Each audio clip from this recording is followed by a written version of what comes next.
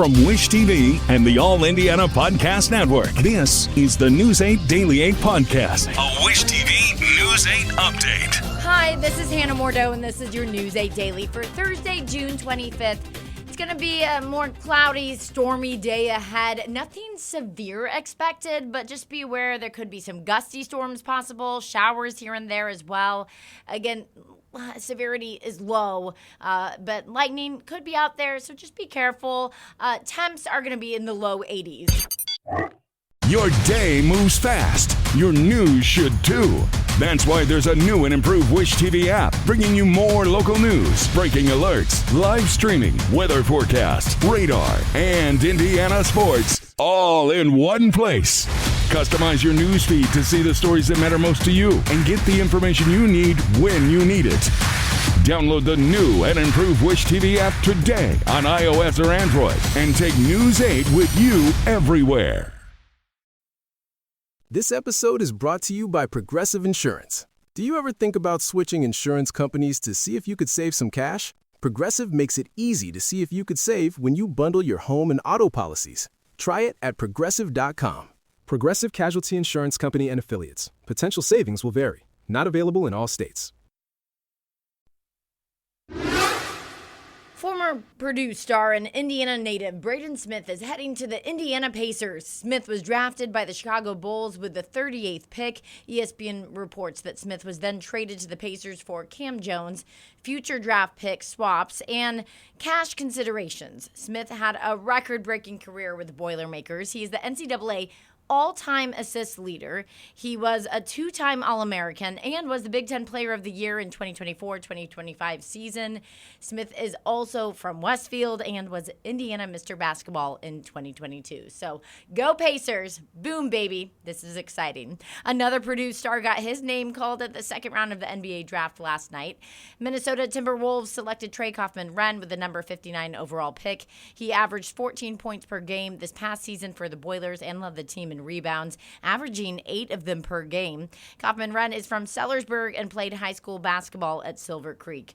Pike High School graduate Ryan Conwell is also going to the NBA. He was drafted last night. The Oklahoma City Thunder picked him 37th and traded him to the Miami Heat. News 8 was at his watch party last night in Speedway, and he talked about how it is a dream come true to play in the NBA.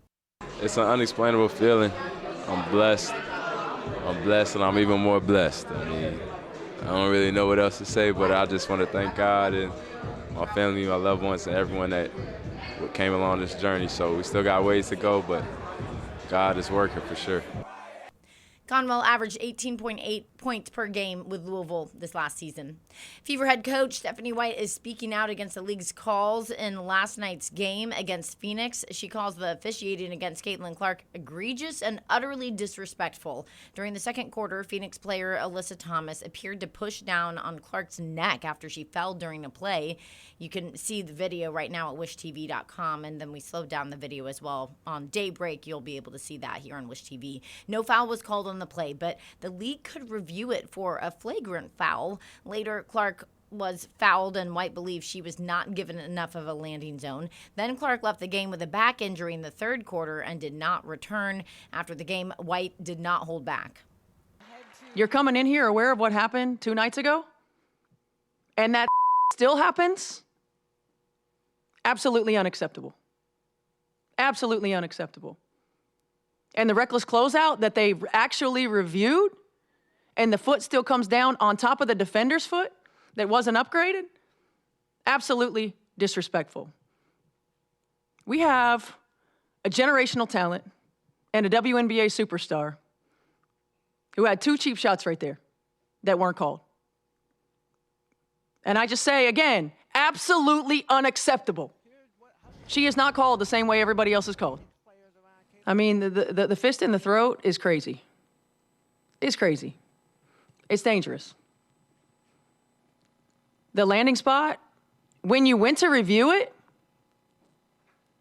and she still comes down on top of another foot, like, I don't know. Because to me, that's like a do-over on a test. How do you screw it up again? Fever lost to the Phoenix Mercury. Final score was 111-109.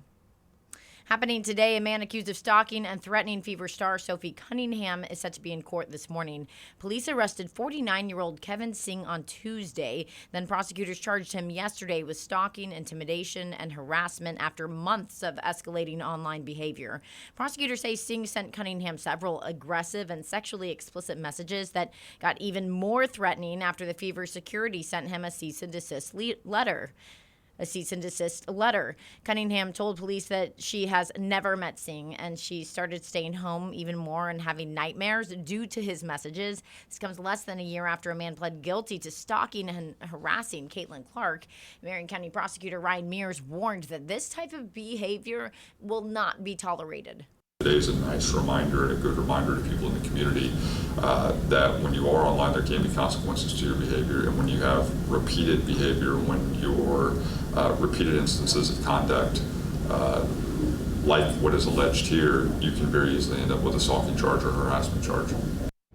Prosecutors say Singh sent the messages while on probation for an invasion of privacy case in Hendricks County. His initial hearing is set to begin at 9 this morning. People that live on the southeast side are now organizing a neighborhood watch after the third random shooting into homes and cars in just 1 month. The group wants to make Maple Glen safer. They say they're working with IMPD to reduce violence. Part of that effort is putting up neighborhood watch signs and increasing police in the area. One woman says communication can make the neighborhood safer too. It seems like the problem is getting worse instead of better. There's not a way to reach out to your neighbors. Your neighbors are not here to be your enemies. We're not here to push anybody out. We want to make sure that we have a connection.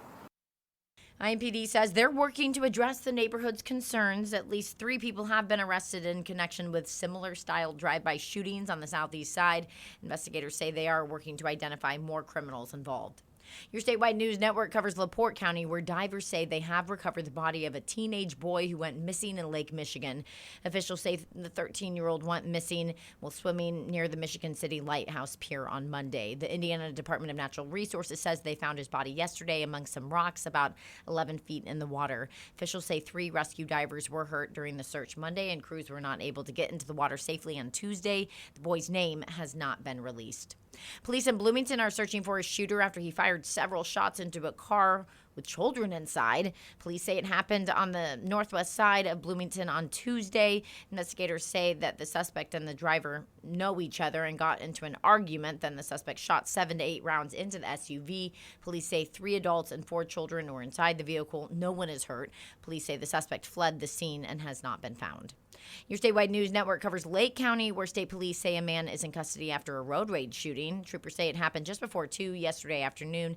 They say Gavin McCammon fired shots at another car on I-65. Troopers then found him stopped on I-80 and took him to the Lake County jail. Detectives say the shooting stemmed from a road rage encounter. The victim had minor injuries from the shattered glass, but was not hit by any bullets. Police say McCammon is under arrest for criminal recklessness with a deadly weapon. New on Daybreak, U.S. Secretary of State Marco Rubio says the U.S. is deploying search teams, medical and humanitarian aid to Venezuela. Comes as the country's acting president announced overnight that at least 32 people are dead and at least 700 are injured after 2 very powerful earthquakes hit yesterday. The U.S. Geological Survey says a 7.2 magnitude earthquake first hit just west of the country's Caribbean. Then an even larger 7.5 magnitude earthquake hit just a minute later. The earthquakes caused buildings to collapse and damaged the country's main airport. Venezuela's acting president, Delcy Rodriguez, issued an state of emergency late yesterday and says that the quake left damage in several states.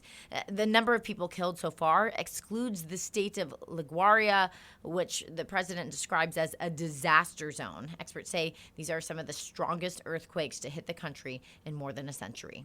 Here in the U.S., Park Police say they want to identify a person spotted near the Lincoln Memorial reflecting pool. We have the video on wishtv.com. Officials say they want to identify the person in that video in connection with destruction of government property in that investigation. The video shows someone kneeling down near the edge of the pool and reaching their hand into the water. President Trump says that problems with the reflecting pool were caused by vandals, but he has not given any evidence to support that. Now, congressional Democrats are calling for an investigation into the president's renovations of the reflecting pool and potential no-bid contracts for the work. It cost $16 million. Since then, the pool has had an algae issue and the paint has been peeling. President Trump kicked off America's 250th anniversary celebration at Washington's National Mall last night. Trump hosted a rally with bomber flyovers and music. Trump also gave a speech mentioning the reflecting pool revamp as well as his plans for a new ballroom at the White House. Here in Indiana, Indy Park says the pool at Som Park will not be opening this summer because of staffing issues. The pool has been without a park manager for more than a year, which they say makes just really operating the pool kind of impossible. Gustafson Park Pool is the only other Indy Park pool which is closed this summer. That's because of mechanical issues. Indy Park says 15 other pools are open for the 2026 summer season. This year's Indy 500 winner, Felix Rosenqvist, is leaving Meyer-Shank Racing at the end of the season. We first broke this news after he told the team yesterday morning it is not clear who Rosenqvist will drive for next year. He has been with MSR since the 2024 season. In a statement, team owner Mike Shank said that they're actively evaluating their driver options for next year and hope to have an announcement in the coming months. IMPD is reminding you to stay connected with your kids this summer. The department's Stay Aware, Show You Care campaign encourages parents and guardians to know where your kids are, who they're with, and just keep them engaged in positive activities when school's out. IMPD says jobs, sports, camps, other structured programs can help keep young people active and supported. Officials say staying aware and involved can go a long way helping to prevent crime and keeping neighborhoods safer during the summer months. I want to emphasize how important it is for our neighbors to step up and tell us about things that are going on in their neighborhoods. We are there to help. We live and work in Indianapolis as well, and we want our neighborhoods to be safe for everyone. The community plays such a vital role in that, and our neighbors deserve to be at comfort in their own homes. Summer safety doesn't mean just checking on your kids. It also means speaking up. That's what police say. So if you see something suspicious or know information about a possible crime, police are asking you to call them. The state has a new partnership that uses AI to prevent Medicaid fraud. The Indiana Family and Social Services Administration is working with the Centers for Medicare and Medicaid Services and the tech company Oracle to safeguard Medicaid programs. It's a lot, I know. Tim Spears with Indiana's I-Team is here to explain. Really what we're trying to see is if we can use modern technology really to track waste, fraud, and abuse in real time. Medicaid spending is soaring. Indiana's Medicaid appropriations have jumped 134%, according to the FSSA, from $2.1 billion in 2017 to $4.9 billion for fiscal year 27. The Braun administration hopes tech company Oracle can flag potential fraud driving up that spending. The state's pilot program looks to identify suspicious billing patterns, prevent improper payments, and even provide AI-generated case packages ready for investigation. I think that when we protect the integrity of our programs, when we make sure that every dollar is being spent correctly, it makes the programs more sustainable for the long term. FSSA Deputy Chief of Staff Marcus Barlow says the AI enforcement tools will be focused on both providers and the 1 in 4 Hoosiers relying on Medicaid. I would say to them that they should be happy that Indiana is being serious about fighting waste, fraud, abuse, because when we do that,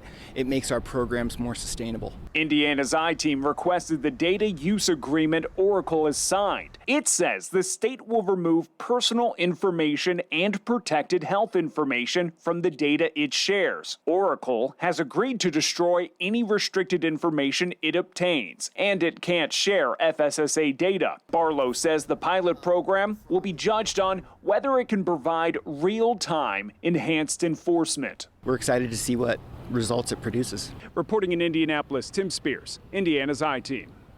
The FSSA says that these AI tools will not be able to actually initiate regulatory action. They're just flagging instances of possible abuse. We hear from a lot of you about your electric bills going up to the point they're not even affordable anymore. We asked the new chairman of state regulators what he plans to do about it. Good morning, everyone. The time is 10 a.m. Commissioners. Meet Anthony Swinger. He's the new chairman at the Indiana Utility Regulatory Commission, or IURC. The governor appointed him this week, replacing Andy Zay. I'm honored at the opportunity. The IURC is the state agency that regulates utilities. When your power company wants to raise your rates, Next under it's the IURC who makes the ultimate decision. We really appreciate you talking to us. Indiana's I-team met up with the new chairman after a meeting. People cannot afford their utility bills. What are you going to do about that as chairman? What I'm going to do is make sure that we heavily scrutinize any requests that come in from utilities. They have the burden of proof in these cases, and it behooves the regulators to have a healthy skepticism as we look at any such request. I can assure you that's what we'll be doing. Just last week, the IURC approved a $71 million rate increase for AES Indiana, much less than the $193 million AES originally requested, or the $91 million the utility and the commission agreed to in October. Swinger had to recuse himself in the AES case because he worked on that case under a different role at the Office of Utility Consumer Counselor, a state office that advocates for consumers. How will your experience with OUCC play into your new role as chairman? I think it plays in terms of institutional knowledge. I think it plays in terms of background. Of course, I'm in the role now of being an impartial regulator. While Braun appointed him, Swinger emphasizes the governor does not make the decisions for IURC. We are required by law to balance the evidence that comes before us, and we have to base our decisions on the evidence that is in the record that the formal parties present. Indiana's I-team wanted to hear what Swinger's old employer, the Office of Utility Consumer Counselor, had to say about his appointment. Chairman Swinger worked in our office for over 25 years, so he has a background in consumer advocacy and understands affordability with a perspective that we haven't seen on the commission possibly ever. OUCC received 7,000 consumer comments in the most recent AES rate case. They urged the IURC to reject the rate hike, but regulators approved an increase anyway. I understand that ratepayers are upset, and we're pretty upset and disappointed too. We're working very hard on reviewing that order and hope to file a petition for reconsideration and rehearing in July. We are not done fighting. We will continue to advocate for the public. As of now, ousted Chairman Andy Zay remains on the commission. Swinger says the governor told him why he chose him to take over. Simply that he trusted in my leadership ability and that they thought that I was the right person at the right time. Swinger wants ratepayers to know that they have a voice and can file a complaint online with the IURC. I'm Kara Kenny with Indiana's I-team. If you can't afford your electric bill, you are not alone. Kara Kenny with Indiana's I-team spoke with the person Governor Braun just put in charge of regulating power companies. To file a complaint with the IURC or the OUCC, the consumer advocate we just told you about, go to wishtv.com and find Indiana's I-team section of our app or website where you can find this story. All the information's there. This has been your News 8 Daily from Wish TV. I'm Hannah Mordeau. Watch us on Wish TV and wishtv.com. This episode is brought to you by Progressive Insurance. Do you ever think about switching insurance companies to see if you could save some cash? Progressive makes it easy to see if you could save when you bundle your home and auto policies. Try it at Progressive.com. Progressive Casualty Insurance Company and Affiliates. Potential savings will vary. Not available in all states. Central Indiana. Wish TV is now live on YouTube TV and Hulu Live, offering more hours of local programming than any other station. Search for Wish TV or look for CW8 on both YouTube TV and Hulu Live to find us. Watch local news, sports, and lifestyle shows live from Wish TV. You can still catch Wish TV free over the air or stream it live on wishtv.com and on the free Wish TV mobile apps. Wish TV, available in more places for the latest news, weather, and sports. This is the News 8 Daily 8 podcast, a Wish TV News 8 update on demand for even more on demand and on the go. Connect with Wish TV on Facebook at wishtv.com and on the free Wish TV mobile app. Thank you for listening, and be sure to like, subscribe, and follow this podcast for updates every weekday morning on the All Indiana Podcast Network and wherever you get your podcast.